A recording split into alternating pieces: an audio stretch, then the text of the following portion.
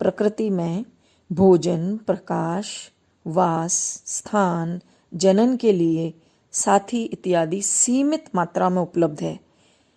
अतः यह संघर्ष सजातीय, अंतरजातीय तथा वातावरणीय 3 प्रकार का होता है। तीसरा बिंदु, एक ही माता पिता की संतानें बिल्कुल एक जैसी नहीं होती।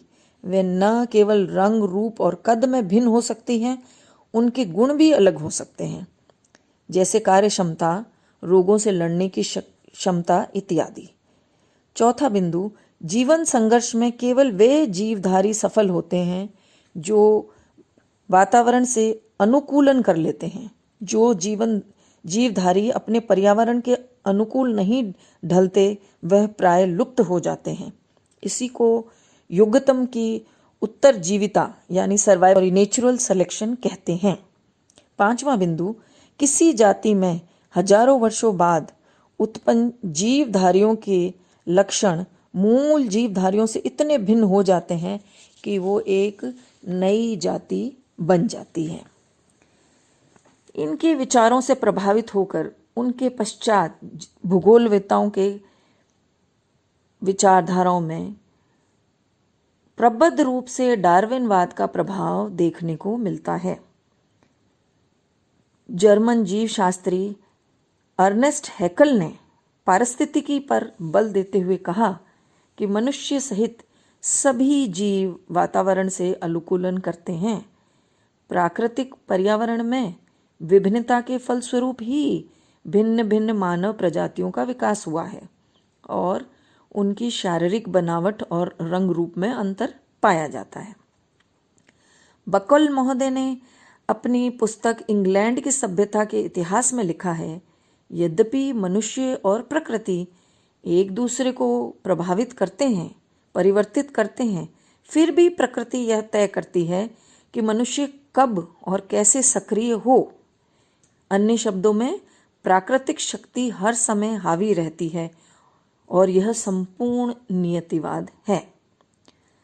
इनके बाद नियतिवाद के सबसे बड़े प्रतिपादक रेडज़ेल महोदय रहे हैं। ये एक जर्मन भूगोलवेत्ता थे और डार्विन के अनुयायी थे। उन्होंने प्राकृतिक छांट एक नया शब्द दिया, अर्थात नेचुरल सिलेक्शन, और प्राकृतिक छांट पर भरोसा करते हुए योग्यतम की उत्तरजीविता में विश्वास प्रकट किया। रेडज़ेल का मत था कि मानव अपने वातावरण की उपज है और वातावरण की प्राकृतिक शक्तियां ही मानव जीवन को ढालती हैं। मनुष्य तो केवल वातावरण के साथ समायोजन करके स्वयं को वहां रहने योग्य बनाता है, जैसे उत्तरी ध्रुव क्षेत्र के एस्किमो, जायरे बेसन के पिग्मी, कालाहारी मरुस्थल के बुशमैन कबीलों ने आखेट द्वारा जीवन व्यापन को अपनी नियति के रूप में स्वीकार किया। भौतिक परिवेश से समायोजन का उदाहरण पेश करते हुए उन्होंने एंथ्रोपोजियोग्राफिक ग्रंथ में 4 विचार प्रस्तुत किए हैं जो निश्चयवाद में अडिग विश्वास को झलकाते हैं। पहला बिंदु उनका रेडज़ेल महोदय का कहना था कि पृथ्वी पर मानव वितरण अधिकतर प्राकृतिक शक्तियों द्वारा ही नियंत्रित होता है। दूसरा बिंदु, मानव अपने पर्यावरण का प्राणी है। तीसरा बिंदु, समान अवस्थितियाँ समान जीवन शैली को जन्म देती है। और चौथा बिंदु, मानव उद्विकास का अंतिम उत्पाद है, यानी man is the end product of evolution. तत्कालीन भूगोलवेत्ताओं में डिमोनिन्स ने स्पष्ट किया कि एशिया के स्टेपीज में मंगोल प्रजाति, टुंड्रा प्रदेश में एस्किमो और लैप्स और अफ्रीका के जंगलों में रहने वाले नीग्रो प्रजाति अपने अपने पर्यावरण के अनुकूल ही विकसित हुए हैं। अतः समाज पर्यावरण की देन है। 20वीं शताब्दी की शुरुआत के साथ संयुक्त राज्य अमेरिका और अंग्रेजी भाषी देशों में वातावरणवाद का झंडा बुलंद करने का श्रेय रेडज़ेल की शिष्या कुमारी एलन सैम्पल को जाता है। सैम्पल ने अपने गुरु की फलसफे को आगे बढ़ाते हुए अपनी किताब भौगोलिक वातावरण के प्रभाव में अत्यंत ही प्रभावशाली तरीके से यह कहा है कि मनुष्य पृथ्वी तल की उपज है। इसका अभिप्राय केवल इतना ही नहीं है कि वह पृथ्वी की संतान है, उसकी धूल का कण है, किंतु यह भी है कि पृथ्वी ने उसे पोषित किया है, उसका पालन पोषण किया है, उसके लिए कर्तव्य निश्चय किए गए हैं, उसके विचारों को दिशा दी गई है, उसके सामने कठिनाइयाँ उत्पन्न की गई हैं, जिससे शरीर को बल मिला है, उसकी बुद्धि प्रखर हुई है। पृथ्वी ने उसे नौ संचालन अथवा सिंचाई की समस्याएं दी हैं, साथ ही साथ उसे हल भी बतलाया है। उसने उसकी हड्डियों और उत्तकों में, मस्तिष्क और आत्मा में प्रवेश किया है। पर्वतों पर चढ़ने के लिए उसे फौलादी मांसपेशियां प्रदान की हैं। तट के सहारे उसे कमजोर और ढीला छोड़ दिया है, किंतु उसके स्थान पर उसकी छाती और हाथों की शक्ति का पूर्ण विकास किया है, जिससे वे अपनी पतवारों को चला सके, और नदी घाटियों में ही उसको उपजाऊ भूमि भी दी है। अपनी 2 अन्य पुस्तकों, अमेरिकन इतिहास और उसकी भौगोलिक दशाएं तथा भूमध्य सागरीय प्रदेश के भूगोल में मिस सैम्पुल ने यही समझाया कि प्राकृतिक वातावरण का नियंत्रण मनुष्य के केवल भोजन, वस्त्र, मकान और आर्थिक उद्योग पर ही नहीं, वरन उसकी भावनाओं, विचारों और धार्मिक विश्वासों पर भी पड़ा है। सैम्पल ने अपने विचारों की पुष्टि के लिए अपनी पुस्तकों को उदाहरणों से भर रखा है, और ये सभी मानते हैं कि सैम्पल ने निश्चयवाद की प्रतिष्ठा को चरम सीमा तक पहुंचाया। उसके पश्चात दूसरे अमेरिकी भूगोलवेता एल्सवर्थ हंटिंगटन ने निश्चयवाद का भरपूर प्रचार किया।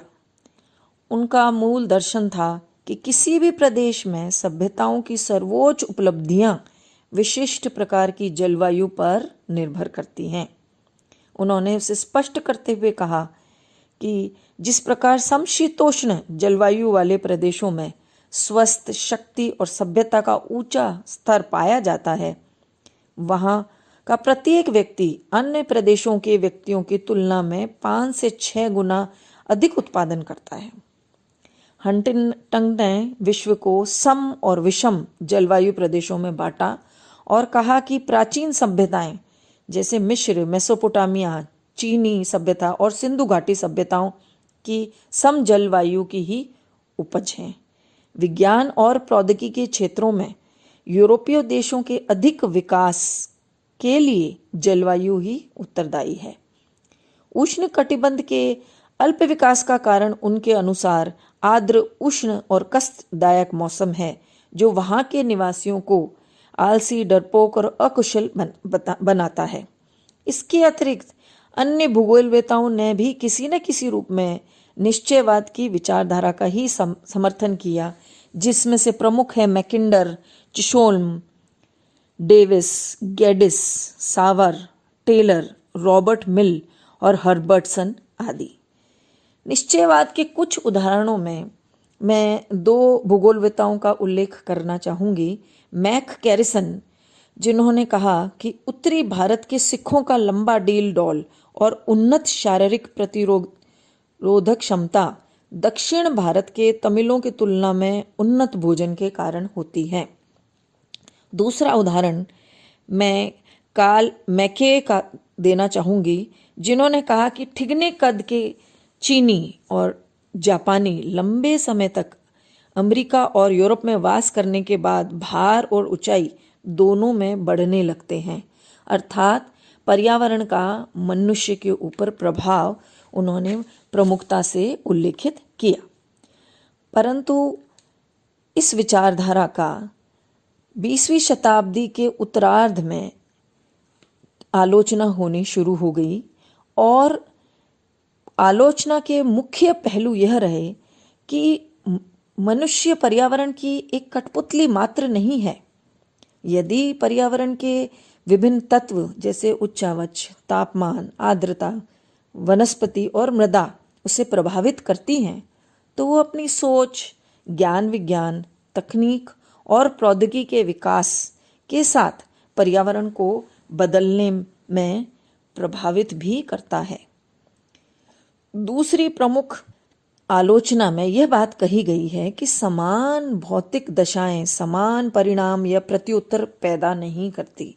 उदाहरण के रूप में मेघालय के गारो, खासी और जंतिया तथा मिजोरम के लुशाई लगभग एक जैसी जलवायु और पर्यावरण में निवास करते हैं, किंतु उनके भौतिक लक्षणों, शारीरिक ढांचे, खान पान, शिक्षा के स्तर और जीवन के प्रति दृष्टिकोण में काफी अंतर पाया जाता है। तीसरी जो मुख्य बात है, निश्चयवादियों ने प्रकृति के समक्ष मनुष्य को लाचार, बेबस, निष्क्रिय और दास के रूप में प्रदर्शित किया है और यह माना है कि प्रकृति ही सब कुछ है। परंतु पर्यावरण में स्वयं एक अर्थहीन वाक्यांश है यदि मानव के पर्यावरण का कोई अस्तित्व नहीं। तीसरी प्रमुख जो बात उसकी आलोचना में मैं उल्लेखित करना चाहूँगी कि निश्चयवादियों ने मनुष्य को लाचार, बेबस, निष्क्रिय और दास के रूप में प्रदर्शित किया है और प्रकृति को ही सार्वभौमिक बतलाया है। परंतु मनुष्य ने अपनी योग्यता से, बौद्धिक बल से, अपने प्रौद्योगिकी विकास से विषम परिस्थितियों को अनुकूल और अनुकूलतम भी बनाया है, ये हम सभी जानते हैं। चौथी बात, नियतिवाद ने यह कहकर मनुष्य को नकारा है कि वो हर परिस्थिति में प्रकृति के अधीन है, परंतु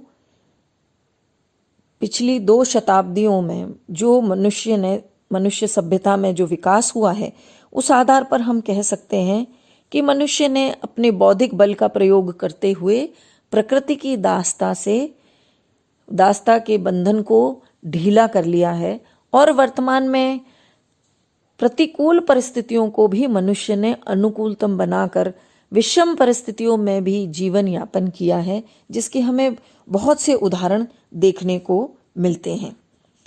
जैसे टैथम महोदय ने कहा, यद्यपि पर्यावरण निश्चित रूप से मनुष्य को प्रभावित करता है, मनुष्य पलटकर पर्यावरण में परिवर्तन करता है और यह अंतरक्रिया इतनी जटिल है कि यह जानना कठिन हो जाता है कि कब यह प्रभाव समाप्त हो गया और कब दूसरा प्रारंभ हो गया।